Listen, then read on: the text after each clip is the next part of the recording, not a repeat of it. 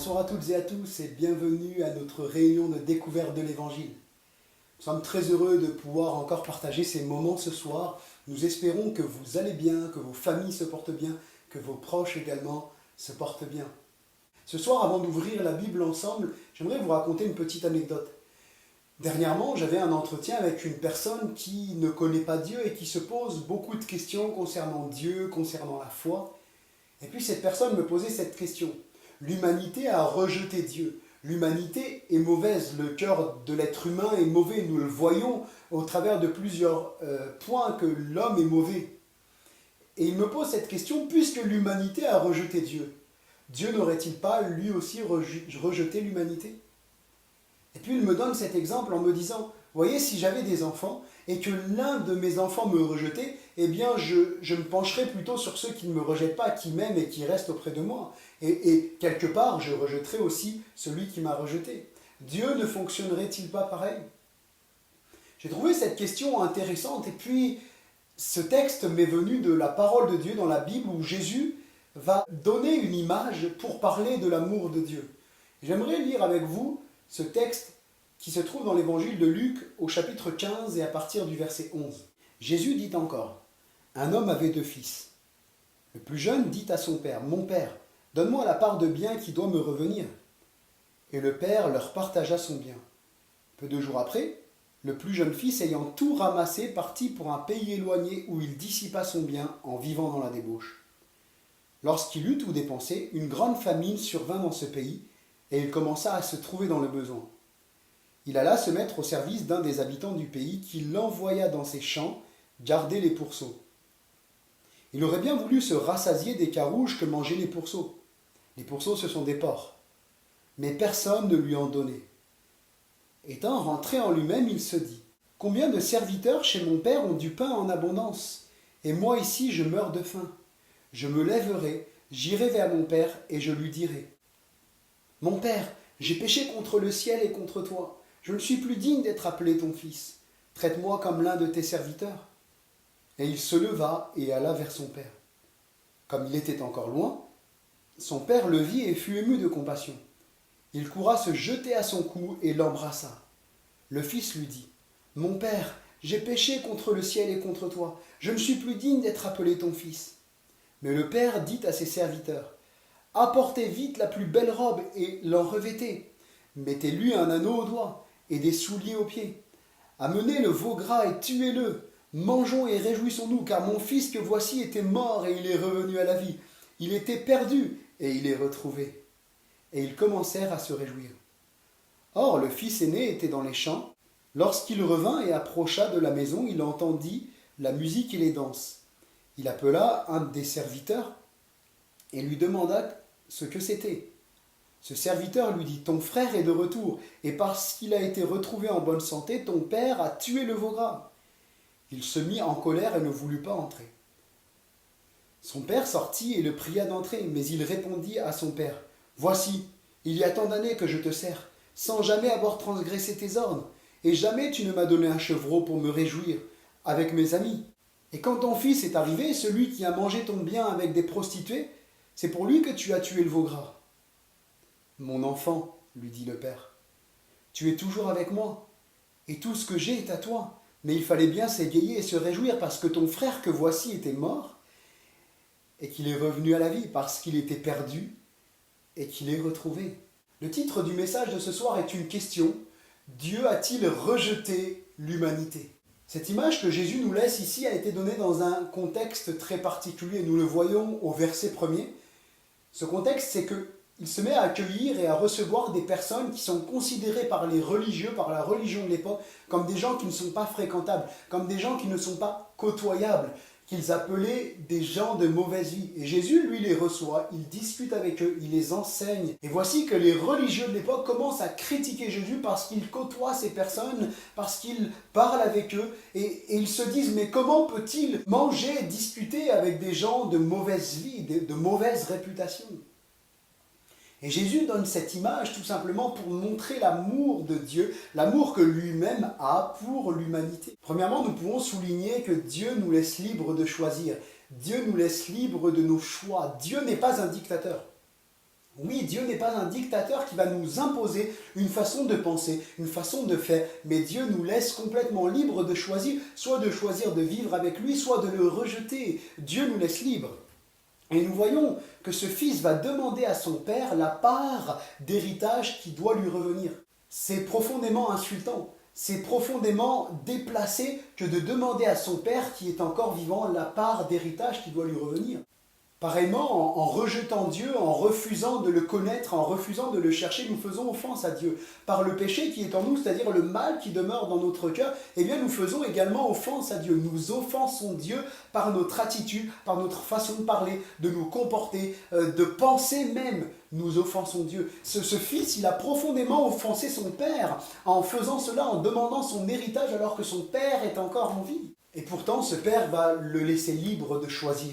Soit de vivre avec lui, soit de vivre loin de lui. Et Dieu laisse l'être humain libre de ses choix, libre de choisir. Comme ce père a laissé libre son enfant de prendre l'héritage et de partir, eh bien Dieu nous a laissé cette liberté. Dieu, comme je le disais, n'est pas un dictateur, Dieu n'est pas un gourou. Il nous laisse libre de choisir son amour ou de rejeter son amour. La question que nous pourrions nous poser, c'est comment les hommes usent-ils de leur liberté? Certains non-croyants peuvent dire, mais si Dieu existait, ah si Dieu existait, pourquoi ces guerres, pourquoi ces famines, pourquoi ces meurtres, pourquoi tout ce mal dans le monde? Ce que je réponds souvent, c'est, et si l'homme n'existait pas, y aurait-il tout ce mal dans le monde? Y aurait-il ces famines? Y aurait-il cette inégalité dans la répartition des richesses? Y aurait-il toutes ces guerres? Eh bien nous pourrions répondre que non. Parce que l'homme a fait un mauvais usage de sa liberté. Il a utilisé sa liberté pour escroquer les autres, pour faire la guerre, pour répartir inégalement les richesses. Voilà ce que l'être humain a fait de sa liberté. Mais nous ne pouvons pas rendre Dieu responsable de nos choix. Dieu nous laisse libres de nos choix. Mais nos choix ont des conséquences. Nous avons voulu être libres. Dieu nous a laissés libres. Mais que faisons-nous de cette liberté?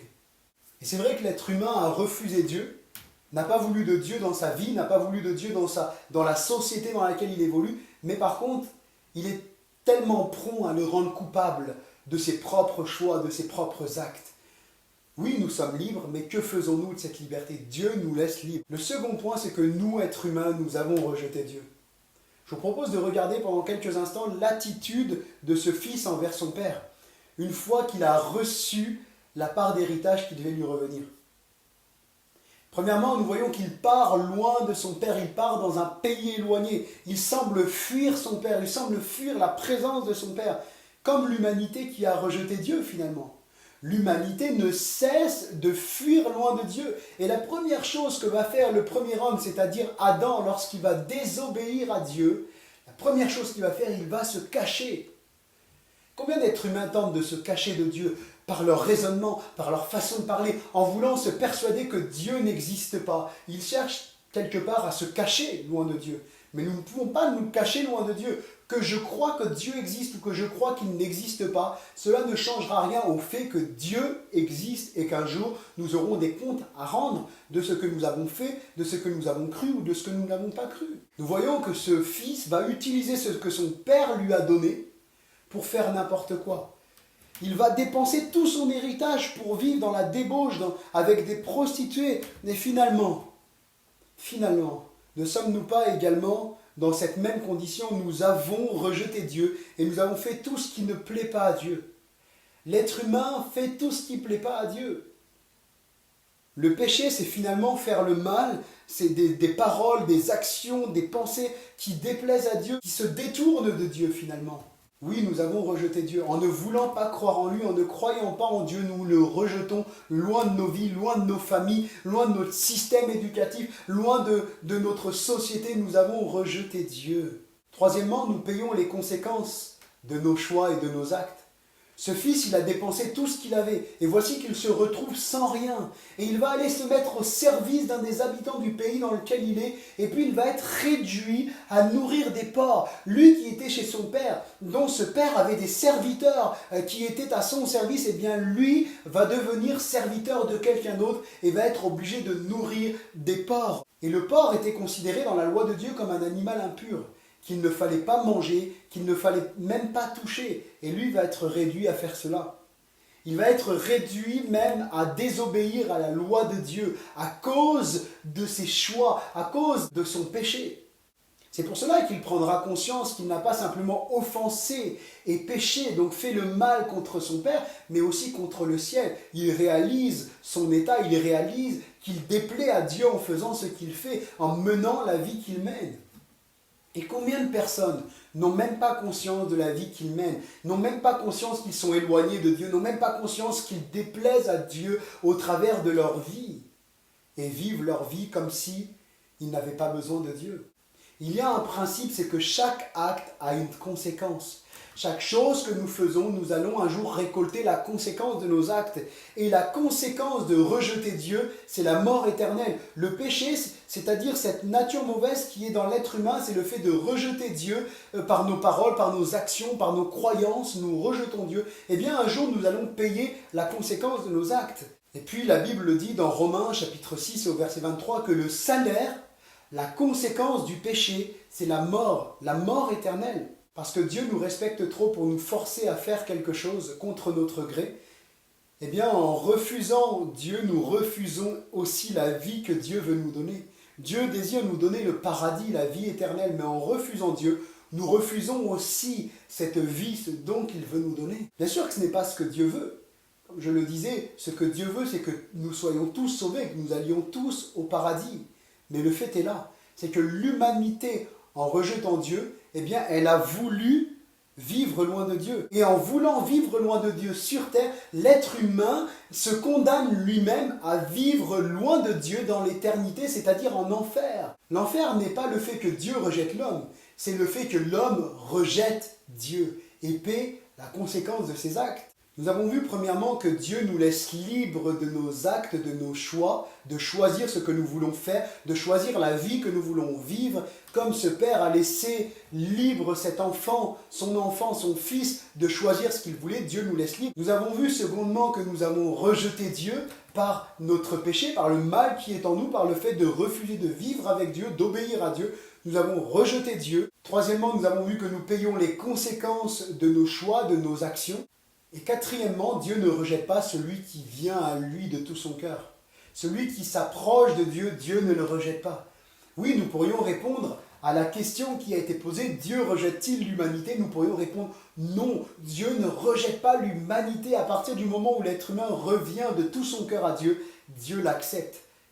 Dieu le reçoit, Dieu l'accueille. Dieu nous aime trop pour nous rejeter quand nous venons à lui. Peut-être que des pères humains auraient fait différemment que ce père dont Jésus nous parle. Peut-être que des pères humains auraient dit « Mais tu as voulu me rejeter, tu as renié ton père, va-t'en, je ne veux plus entendre parler de toi. Tu es parti loin de moi, tu as demandé l'héritage alors que j'étais encore vivant, je ne veux plus de toi, va-t'en. » Mais l'image que Jésus nous laisse, c'est pour nous montrer quel type de père Dieu est. Dieu est ce Père rempli d'amour, ce Père qui t'aime, ce Père qui nous aime et ce Père qui est triste de nous voir loin de lui. Oui, il est ce Père céleste qui nous a créés pour que nous vivions avec lui. Et nous avons été séparés de lui, mais il est encore possible de revenir à lui. Jésus a dit dans Jean chapitre 6, verset 37, « Je ne mettrai pas dehors celui qui vient à moi. » La parole que Dieu adresse à tout être humain, que Dieu m'adresse, que Dieu t'adresse, ce n'est pas pourquoi as-tu fait ça, pourquoi m'as-tu rejeté, mais c'est viens à moi, venez à moi, je désire vous montrer tout l'amour que j'ai pour vous. Oui, Dieu ne rejette pas l'être humain qui revient de tout son cœur à lui. Il n'y a rien de trop sale qui ne puisse empêcher Dieu de t'aimer. Oui, Dieu t'aime. Et nous voyons dans cette image ce père qui court vers son fils, qui le prend dans les bras et qui l'embrasse. Certainement, ce fils devait être sale. Il devait être dans un drôle d'état. Il a nourri les porcs pendant on ne sait pas combien de temps, et nous savons un peu comment les porcs se comportent dans la boue, etc. Ils aiment la saleté. Certainement, ce fils devait sentir mauvais. Nous voyons que le père, lui, va lui dire, mais apportez-lui un nouveau vêtement, mettez-lui des souliers aux pieds. Ce père n'est pas ce père qui rejette son fils, mais il l'accueille. Et peut-être que toi qui regardes cette vidéo, tu te sens sale. Tu te sens sale, tu n'as plus d'estime de toi, mais tu te dis, Dieu ne pourra jamais aimer quelqu'un comme moi, ce n'est pas possible. Eh bien, j'aimerais te dire que Dieu t'aime. Si tu adoptes l'attitude que ce fils a eu envers son père. Si tu dis, mais je vais venir vers Dieu, je vais m'approcher de Dieu, je vais lui dire combien je me sens sale, je vais lui dire combien j'ai tellement honte d'avoir vécu ma vie sans lui, je vais lui demander pardon, et je vais demander à Dieu qu'il change ma vie, eh bien je peux te dire que Dieu va changer ta vie. Comme ce père qui a revêtu son fils d'un vêtement nouveau, qui lui a mis des souliers, qui a fait une fête pour lui, eh bien Dieu le Père va t'accueillir parce qu'il t'aime. Oui, Dieu t'aime. Dieu t'aime et rien n'est trop sale qui ne puisse empêcher Dieu de t'aimer. Oui, Dieu t'aime. Viens à Dieu. Approche-toi de lui. La Bible dit que Dieu a tellement aimé le monde, que Dieu t'a tellement aimé, qu'il a donné ce qu'il avait de plus cher. Il a donné son Fils Jésus, afin que tu ne meurs pas, mais que si tu crois en lui, tu aies la vie éternelle. Eh bien, qu'est-ce que cela veut dire, Dieu a donné son Fils unique? Eh bien, ça veut dire que Jésus est venu dans le monde. Il est venu parmi nous, et puis nous l'avons rejeté. Nous avons cette image dans la génération dans laquelle Jésus s'est trouvé. Cette génération l'a rejeté et l'a cloué sur la croix. Mais ce n'est pas simplement cette génération, c'est l'humanité entière qui a cloué Jésus sur la croix.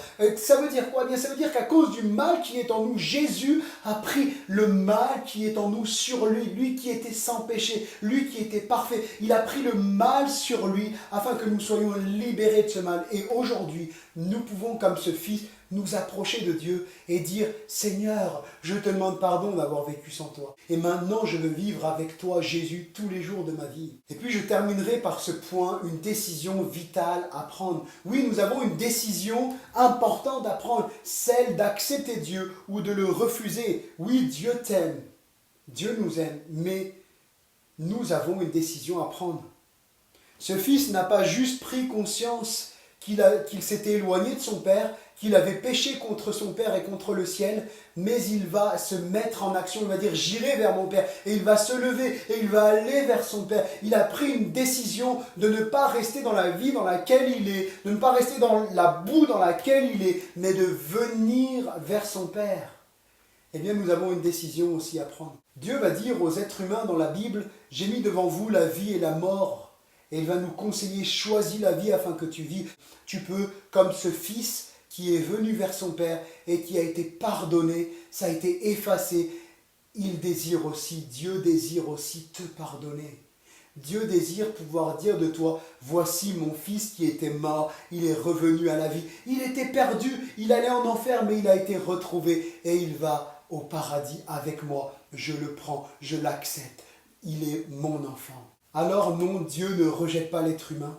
Dieu ne te rejette pas. Peu importe ce que tu as fait, Dieu t'aime et il désire changer ta vie, changer ton cœur. Alors aujourd'hui, tu peux choisir toi aussi, comme ce fils, de dire maintenant, Dieu, je te demande pardon. C'est ce que la Bible appelle la repentance. C'est faire un demi-tour sur sa vie passée et décider d'accepter Jésus. C'est demander pardon à Dieu. Je te demande pardon. Dieu, je te demande pardon d'avoir vécu loin de toi. Et je t'accepte, Jésus, comme mon sauveur personnel. Et maintenant, tous les jours, je vais te parler, je vais prier. Prier, c'est parler à Dieu. Je vais te parler et je vais lire la Bible parce que c'est ta parole. Et je sais que quand je lis la Bible, tu me parles. Eh bien, si tu fais cela, c'est une nouvelle vie qui s'offre à toi. Ton ancienne vie est derrière toi, maintenant tu vis une vie nouvelle en Christ. Alors ce soir, j'aimerais t'inviter à prendre cette position, à accepter Jésus dans ta vie. Merci d'avoir participé à ces moments, à cette réunion. Que la paix de Dieu vous accompagne. Bonne soirée à tous. À très bientôt. Merci à tous de nous avoir suivis. Nous vous donnons rendez-vous chaque mardi et jeudi à 19h, ainsi que le dimanche à 10h. N'hésitez pas à vous abonner à notre chaîne YouTube. Vous pouvez également nous suivre sur notre page Facebook. Pour toute question ou demande de prière, vous pouvez contacter l'équipe pastorale qui se tient à votre disposition via le site internet add-dijon.com. Que Dieu vous bénisse.